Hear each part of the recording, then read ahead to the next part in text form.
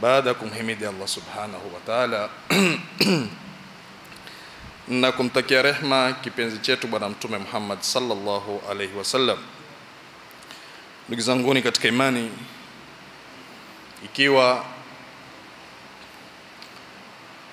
tuko kwenye mwezi miongoni wa miezi minne mitukufu mitakatifu,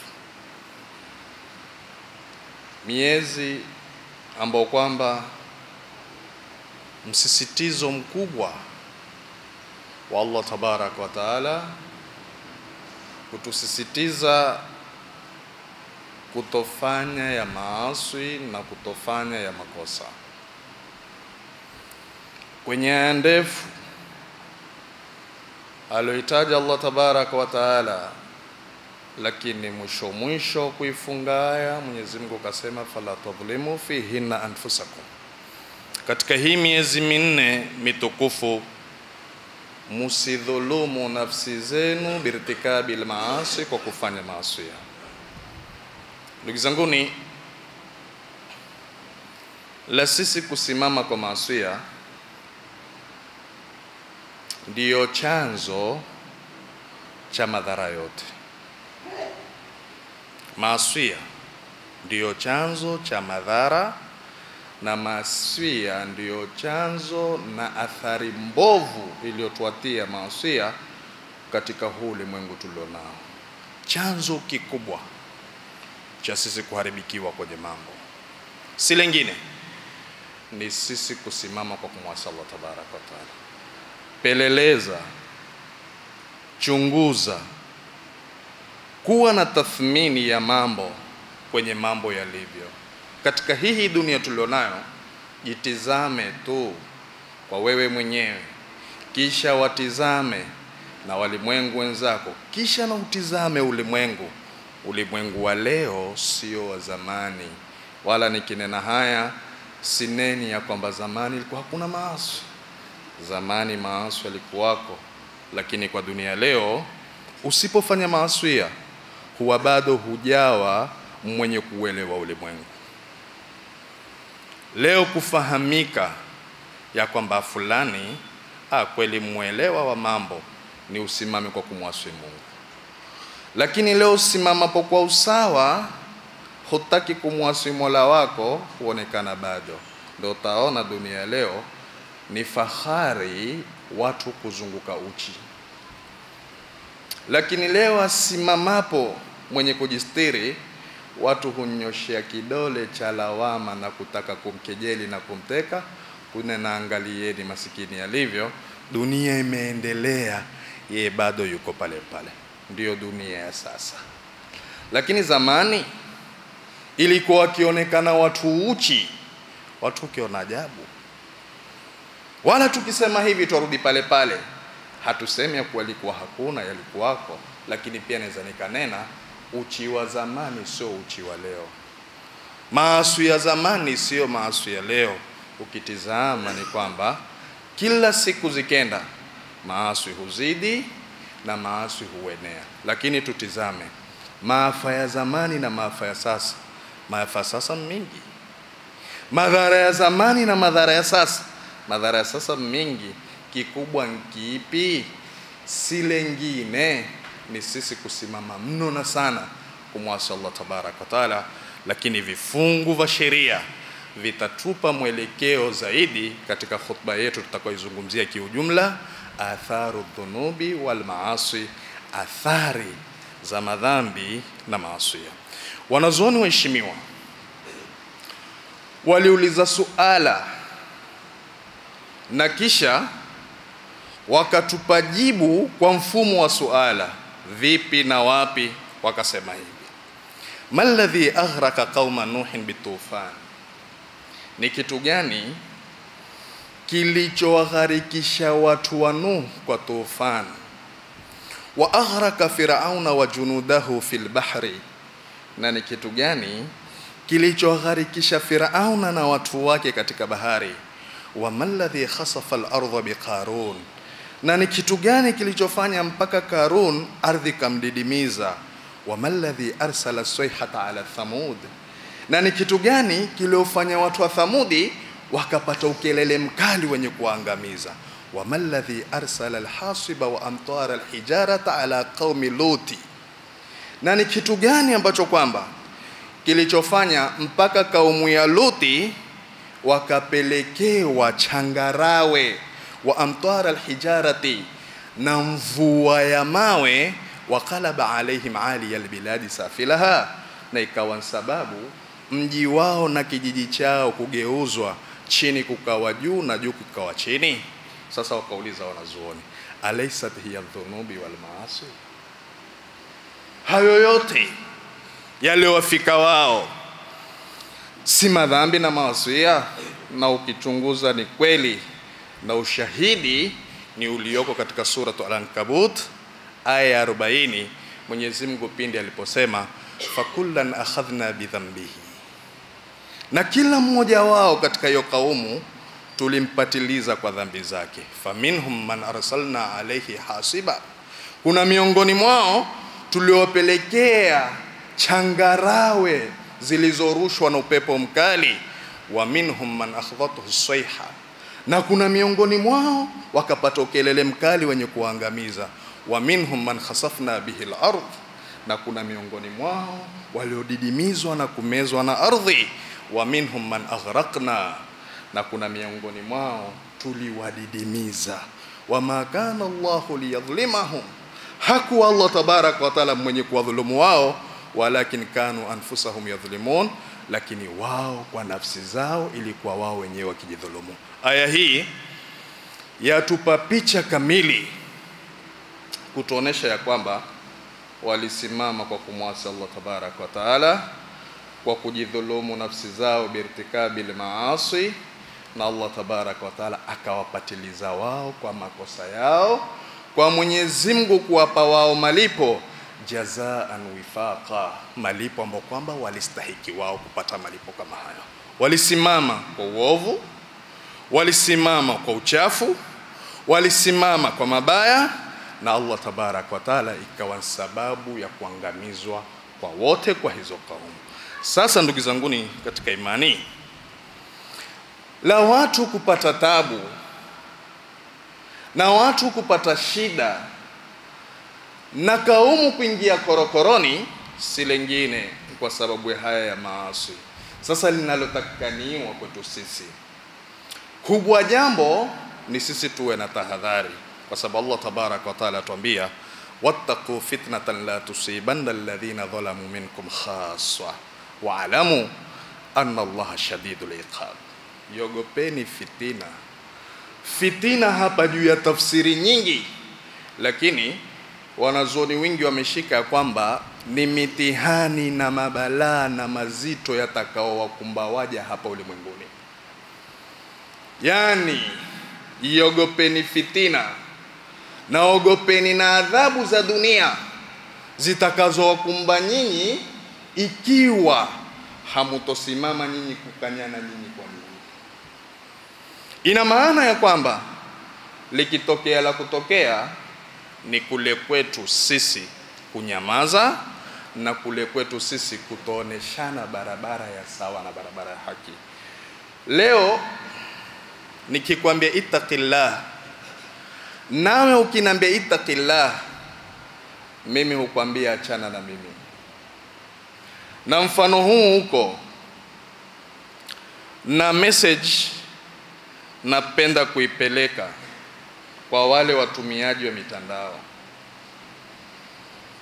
Kuna mambo sampuli hufanyika na mambo ya vituko, lakini jaribu tu kutoa nasaha kwa kijana wa Kiislamu au binti wa Kiislamu, angalia mlolongo wa matusi atakayokutusi. Chana na mimi, angalia lako kwenye mtandao wafanya nini, mwajifanya munadini, mambo mingi.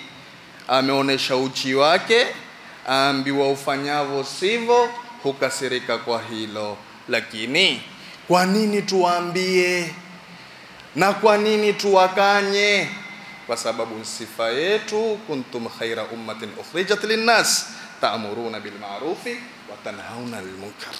Hiyo ndo sifa yetu sisi, kuamrishana yaliyo mema na kukatazana yaliyo maovu. Lakini leo kutukana watu, leo sisi mashehe, hii clip yangu hivi ikitoka, takuwa tayari kutengeza vidole vyao kutaka kunijibu.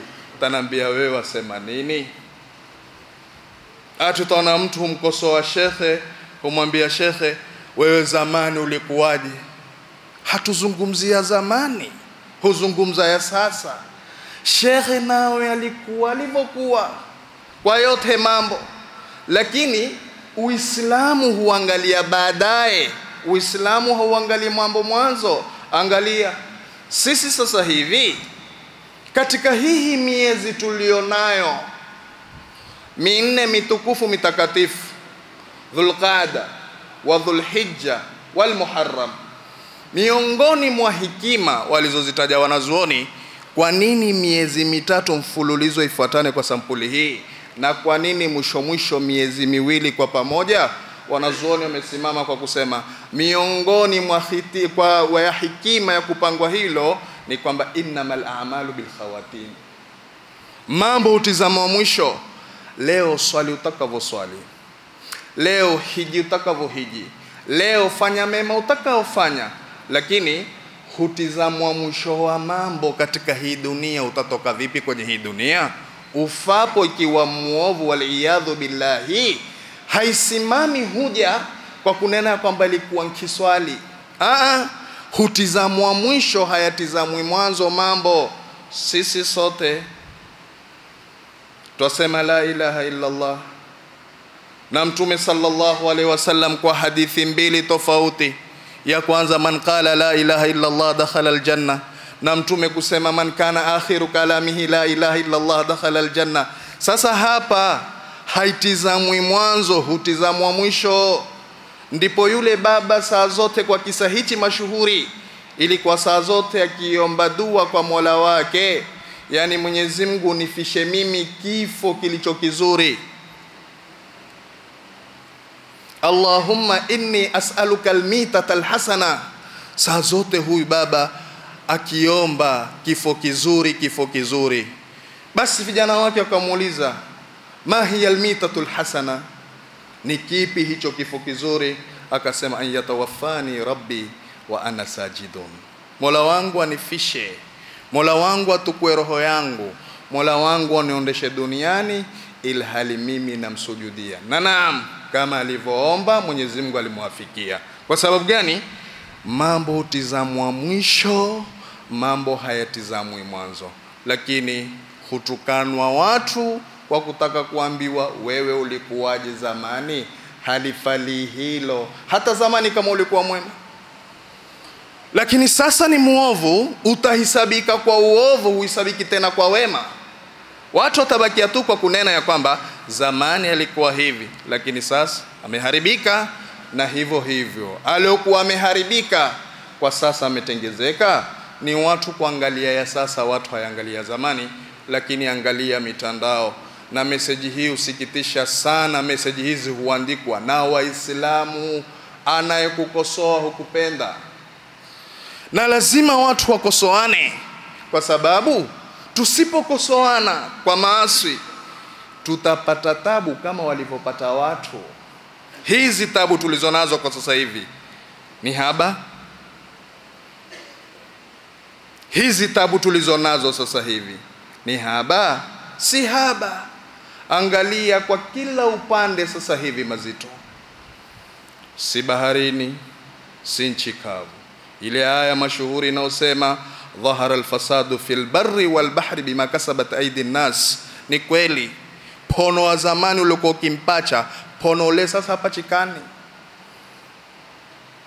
Samaki wa zamani wa kunona, mitewa ile kisawasawa, sasa hakuna. Ukenda katika nchi kavu, kuna matunda yalikuwa yako, sasa hakuna. Yote haya kwa mifano kama hii na mingi mambo, ni watu tukule kukithiri kwenye kumwasi Allah tabarak wa taala. Qala ba'dhu salaf, baadhi ya wema waliotangulia walikuwa wakisema, idha ajdabatil ardu qalatil bahaimu hadha min ajli uswati bani adam, la'ana Allah uswata bani adam. Ardhi kiwa kavu, ardhi kikauka, wanyama husema hii ni sababu ya wenye kumwasi Allah tabaraka wa taala katika wanadamu. Mwenyezi Mungu walani wenye kumwasi Allah tabaraka wa taala na wale wenye kukuasi wewe. Angalia, mpaka mnyama huingia tabuni na shidani, na si lingine ni sisi wanadamu kwa makosa yetu, zikafungwa mvua ikawa hazipatikani, na wanyama wakakosa chakula, na wanyama wakaingia kwenye shida. Bali sitoshe, wakala baadhi salaf, man asa Allah fil ardi faqad afsada fiha, yoyote atakayemwasi Allah tabaraka wa taala katika ardhi amefanya ufisadi katika ardhi. Lianna salaha al-ardi was-samai bit-ta'a, kule kumtii Allah tabaraka wa taala ndio wema na uzuri wa ardhi na mbingu. Mazuri yanayopatikana kutoka kwenye ardhi na mazuri yanayopatikana kutoka mbinguni ni kule watu kwa kusimama kumtii Allah tabaraka wa taala. Lakini yote hayo yamepotea kwa watu kukithiri kumwasi Allah tabaraka wa taala. Ndipo akasema mwenye kusema, idha kunta fi ni'matin far'aha, ikiwa uko kwenye neema yote izuie na hifadhi ile neema. Fa innal ma'asi tuzilu ni'am, hakika maasiya huondosha neema. Wa hafidh alaiha bishukri ilah, na hifadhi neema uliyopewa na Mola wako kwa kumshukuru Allah tabaraka wa taala. Fa innal ilaha sari'un niqam, hakika Allah tabaraka wa taala mwepesi kubadilisha neema za watu akazifanya maangamivu. Angalia tu, miongoni mwa neema kubwa anaipata mwanadamu ni mwana. Lakini si wako wazazi leo, la kwanza la pili hunena heri kama sikuzaa. Kumpacha mwana huu, afadhali ingekuwa na ng'ombe humkamua maziwa kila asubuhi na jioni. Hakuna maneno haya. Inkuwa mwana humtaki tena. Hawa wana pia imekuwa wana wenye kusumbua, na wana wenye matatizo, na wana wenye kuleta uharibifu na mchefuko, na wana ambao kwamba wametutoa sisi wazazi wao kwenye umakinifu wa kumakinika.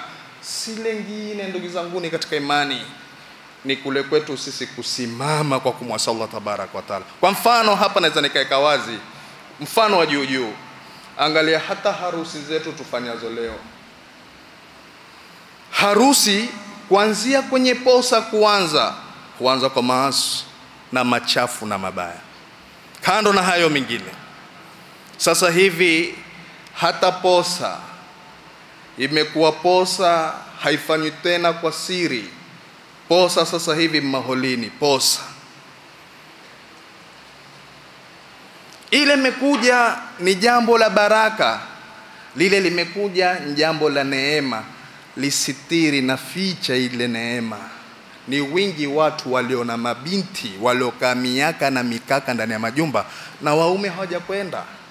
Leo wako wakigongewa lango, shukuru kwa hilo, lakini huwekwa mambo kwenye kila mahali, ikawa maasi huanza hapo, kwa wanawake kuwa uchi na machafu na maovu hapo ndani. Kisha sasa tutaka ati tupate baraka, na tukizaa vizazi viwe ni vizazi vyema. Yapatikane wapi hayo? Na sisi tumemwasi Allah tabaraka wa taala hata kwenye jambo la khairi, hata kwenye jambo zuri kama hilo sisi tumesimama kutaka kumwasi Allah tabaraka wa taala. Zipatikane wapi neema za watoto na neema za ndoa? Leo ndoa nyingi, lakini wiki 3 tu, mwezi mmoja, miezi miwili, talaka tele. Hata wewe hushangaa. Harusi ilikuwa ya kifahari, ya gharama, kiangalia pale kwa maasi yaliyopatikana, Mwenyezi Mungu hutoa baraka yake. Na haya tukizungumza haya, naomba sana yasikilizike na yafuatwe kwa taufiki ya Allah. Kama nenavyo siku zote, hakuna jipya wala hakuna lengine. Maneno ni haya, hadithi ni hizi, aya zile. lakini angalia hatubadiliki. Ndipo sana upenda kusema mambo mawili, ni ima sisi tuzungumzao hatuzungumzi kiikhlas, ni ima tukubalini umma wetu ni umma mayit. Umma wetu tukubali ni umma mayit, tuko hai, twatembea kwenye mgongo wa ardhi, lakini sisi kitambo tushakufa. Si mmoja akatoa maneno kwa kusema laqad asma'ta law nadaita hayya walakin la hayatan liman tunadi walau narun nafaqta biha adat walakin anta tanfakhu fi ramad. Laqad asma'ta law nadaita hayya, ungelisikika lau ungewalingania wale ambao kwamba wana uhai, lakini la hayatan liman tunadi, wale unaowalingania na unaowaita ungawaona wako hai watembea, lakini kitambo wao wamekufa. Akapiga mfano walau naru nafaqta biha adat, lau moto utaupuliza utawaka utatoa mwangaza, lakini wewe tanfakhu fi ramadi, wapuliza kwenye majivu utajichokesha. Ndio hali ya leo ilivyo, na ndio hali nzito tulionayo. Hivi tukitoka tutayata hapa, na hili la harusi nenalo tukitoka tusema kwamba wao majumbani uchusikia, hawachusikia hata tukavambia kwa kicho tulichonacho. Manake dunia leo naweza nikasema sote tumetawaliwa. Waweza kusema shekhe, hata wewe na ndevu zako? Sineni hata mimi sikutawaliwa kwa taufiki ya Mungu. Lakini wingi wetu watu wametawaliwa, hatuchukuchi kwa lolote, hatuwezi kurekebisha hata la makosa ndani ya majumba yetu. Leo wanawake hufanya watakavyo. Leo wanawake wamesimama kwa mambo ambao kwamba wakitaka wao, tupende tusipende, lazima litakuwa. Kwa sampuli gani mambo ende hivyo? Mpaka la maaswia huwezi kumkanya mke wako, mpaka la maaswia huwezi kumkanya binti yako. Basi ukauama wako uko wapi ndani ya nyumba? Ukauama wako na usimamizi wako kwenye familia yako iko wapi? Lakini twasema kwamba hawaambiliki. Sio hawaambiliki, hatujaamua kuambia. Nani wao wasiambiliki? Kwa nini wasiambiwe? Lakini washatufahamu, chufie kwavo. Ukimwambia sana atakwambia ni hata nasi hachuwezi kuwata uvapenda. Ndo pale utaimamali ya kimwa maaswi na maovu na machafu huendelea, lakini ikawa hatuwezi kufungua ndimi zetu. Lakini ndio hizi sasa tabu na shida tulizonazo. Hata tukitoka tukaenda tukitafuta ruzuku, mambo kila namna tunavyoyapanga mambo hayawi. Kila tukijaribu kuyanyosha mambo hayaingii kwenye mstari. Kwa sababu gani? Kwa kule kwetu kuona maasi huendelea, na sisi ikawa tumenyamaza, hatuwezi kunena. Leo zina imekuwa jambo la fahari. Leo zina imekuwa jambo la fahari. Leo mtu kuzini hata hajali kuzini. Mtu hujitoa kwa sura zake, kaonesha maumbile yake, katoa na namba yake, ukinitaka nitafute kwa namba hii. Leo kuna watu hutumia pesa zao kwa kuwazini wanawake wa wenzao, lakini nakwambia na wako wataziniwa tena bure. Leo kwenye majumba mume ana mkewe, lakini ni mzinifu kwa wanawake wa nje, na mke aliyoko ndani ya nyumba ni mzinifu kwa wanaume walioko nje. Na kuna watu hujua mke wangu fulani ni wake, na mume naye hujua, ama mke akajua pia mume wangu wake mfulani, lakini unena tusiingiliane, ukiniambia langu takwambia lako. Lakini ikiwa tutazidi kwenda kwa sampuli hii, tusitarajie kheri yoyote. Ali radhiallahu anhu asema, ma nazala biqaumin bala'un illa bidhanbin wala rufi'a an qaumil bala' illa bitaubatin. Haiwashuki watu balaa na mazito isipokuwa kwa madhambi wanaoyafanya kwenye kumwasi Mola wao, na hayaondeshi mazito na mabalaa kwa kaumu na watu isipokuwa kwa toba na istighfari. Lakini dhiki zote ni mingi, mambo maradhi kila aina, stressi kila aina. Liwapigia watu mfano nikawaambia, hata simu ukipigiwa sasa hivi utanena bismillah kwenye kutaka kuishika, utaambiwa la maudhiko. Nyinyi angalieni tu, saa zote nyoyo zetu enda mbio, saa zote sisi tuko mbioni, saa zote sisi tuko tabuni. Leo ukiangalia vijana wadogo wadogo wamekuwa watu wazima kwa dunia kuwapeleka mbio. Leo ukiangalia hao wazee, wao wako kwenye tabu na sikitiko la kuwasikitikia watoto wao, huona hata wao wakitaka kitu kwa watoto wao ni kuwatia watoto wao kwenye tabu. Hali imebadilika na hali imekuwa mbovu, si lingine ni watu kumwasi Allah tabaraka wa taala. Turudini kwa Mola wetu tena kwa yote, tuwate kila aina ya maasi, kila lenye kumuudhi Allah tabaraka wa taala tuketini mbali nalo. Sisi tusimame kwa wema, sisi tusimame kwa usawa, sisi tusimame kwa kutafuta radhi za Allah tabaraka wa taala, lakini tusifanye mambo yenye kumwasi Allah tabaraka wa taala. Leo mabarobaro mumekuwa mstari mbele katika kucheza kamari. Hamutaki kufanya kazi, ucheza kamari. Vipi ubarikiwe kwa kamari? Leo Waislamu tuwafungua mabiashara na makampuni kwa pesa za riba. Baraka ipatikane wapi? Mungu atatufungulia vipi? Mambo yatakwendaje?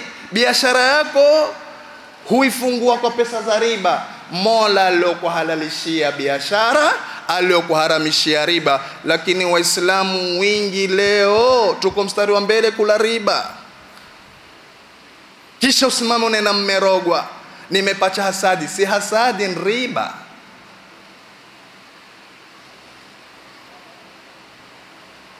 Kwa hivyo kwa yote mambo Waislamu, tukitaka manufaa duniani na tukitaka manufaa akhirani, ni sisi tusimame kwa kufanya wema ambao kwamba utamridhi Allah tabarak wa taala.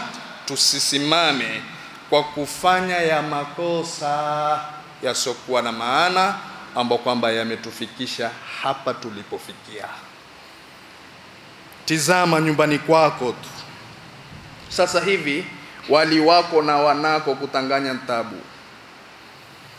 Tuchunguze kwa dunia ya leo, hujamaliza hili lishasimama hili.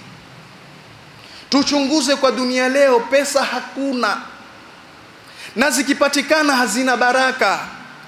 Taka kama Waislamu wenye kuelewa mambo, tufikirieni hayo. Tusilaumu tu kutaka kulaumu na kunyoshea vidole sababu fulani. Wingi wa mambo sababu sisi wenyewe. Lazima tujiangalie na lazima sisi tujichunguze, na tustahiki kujirekebisha kwa mapana na marefu. Lakini usikubali la maasi kufanyika nawe ukamama au ukanyamaza. Fahamu ya kwamba ikija adhabu ya Mungu itakuwa sababu ya mambo kuchefuka na mambo kuharibika. Lakini ni majumba mangapi mababa walioko ndani ya majumba ambao kwamba wana watoto mahanithi ndio wanaolisha familia na mababa chunene? Si wako watoto wa kiume kauzi yao kaumulut, lakini baba huwezi kumwambia, na akikuletea kula wewe hupokea, na ukitaka pesa za kunywa kahawa pia humwambia niangalilia nami. Umechangia Jana nimemwona mmoja, nimesikitika wallahi, alivyojirembesha na kujipodoa kabadilika tena sana, hayuko hata mwanamke hamfikii. Nilikuwa na mmoja anambia, shekhe wamuona ule mwanamke? Nikamwambia namuona. Kumbe hunifanyia mtihani, anambia si mwanamke mwanamume. Kamwambia ondoka chonde zetu, sio mbingu ikashuka. Hapo anambia, na pale aliposimama pale ndipo kwao. Ina maana wazazi wake wameridhia, ina maana ndugu zake wameridhia. Ni wangapi mabanati wetu wa Kiislamu ambao kwamba wajua baba na mama wajua kwamba ana mtu nje, lakini haambiliki kwa kuwa ndio alioshika nyumba? Hakuna hayo? Hawa mabanati zetu si ndio wanaopeleka majumba? Si hawa tunaoona wafanya vile wanavyotaka wao?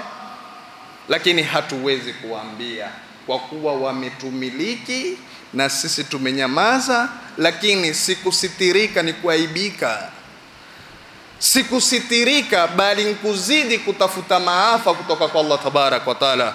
Tusisimame kwa kuunga ya maasi. Mimi hupenda kusema mara nyingi, na leo nasema tena, watu wa makampuni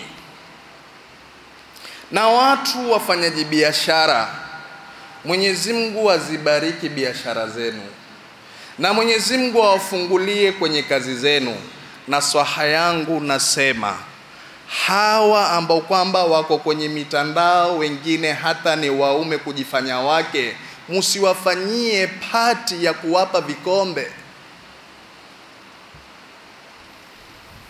Hufanywa pati ya hawa walioko kwenye mitandao, kisha huitwa waambiwa this year aliopata kikombe mfulani, na yule fulani hana content yeye isipokuwa jifanye kama mwanamke naye mwanamume ili apate viewers na kila kitu. Nyinyi wafanyaji biashara huungana kwa kufanya hafla kutaka kuwatuza, kisha utasema biashara haiendi.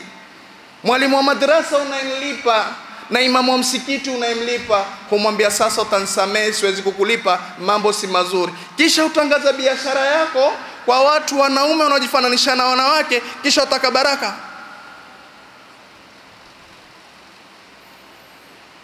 Ndio hali yetu leo Waislamu, ndipo tulipofikia leo.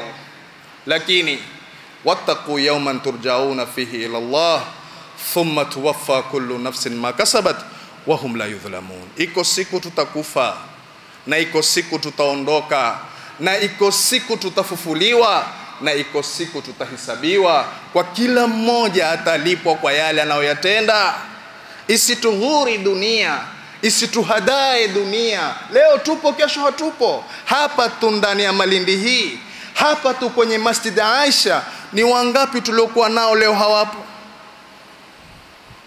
Kama alivyokufa nasi tutakufa, kama walivyoondoka nasi tutaondoka.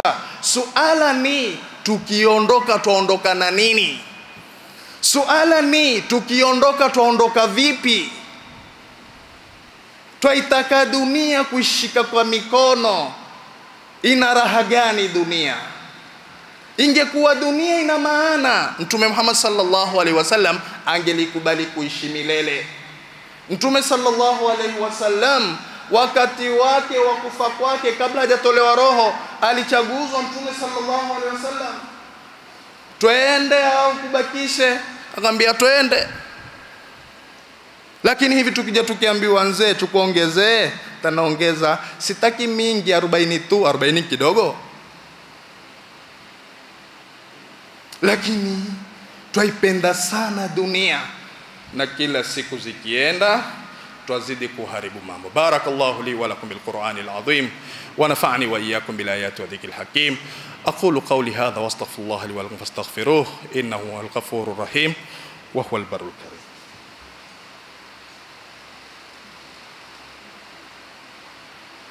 Alhamdulillah wassalatu wassalamu ala rasulillahi wa ba'd. Tukifunga khutba, watuambie wanazuoni waheshimiwa kwa kusema kwao ya kwamba kwa maneno ya Mtume Muhammad sallallahu alaihi wasallam, ma anzala Allahu da'an illa anzala lahu shifaa.